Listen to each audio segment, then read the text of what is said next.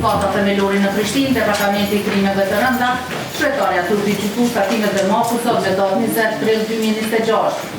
Në ora 1:27 minuta e hap seancën e shqyrtimit fillestar në çështjen penale ndaj të pandehurve Korap Gashi, Valdrin Ademi, Dagan Mareci dhe Ed Mareci në bashkëkryer edhe me personazh nën akuzohen se ka kryer veprën penale vrasje rëndë tentativë ndaj të pandehurve Robert Lunica, Salisa Kiraça, Fatoz Abazi dhe Endrik Llapashtica, të cilët akuzohen se në bashkëkryer kanë kryer veprën penale vrasje rëndë. I pandehuri Vesel Bunjaku akuzohet për veprën penale manipulim me prova. I pandehuri Robert Lunica, Salisa Kiraça, Fatoz Abazi, Endrik Llapashtica, Korap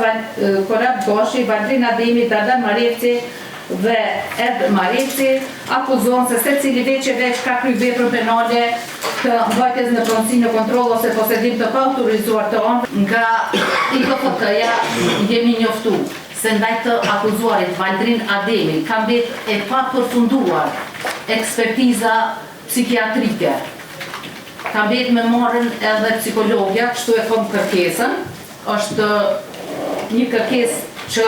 duhet me u përfundu dhe në një situatë të tillë kur Valdrini nuk ju ka përfundu ekspertiza mjekoligjore, nuk e din gjendjen mendore të tij, nëse kapacitetin po mendoj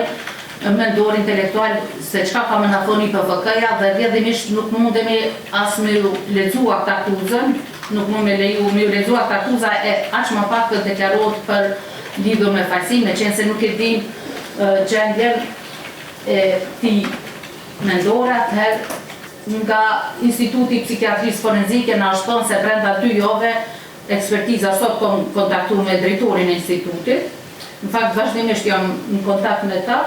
po sot decidisht më ka thonë na vyn 2 javë për me pas raportin e ekspertizës të gatshëm, dhe në një situatë të tillë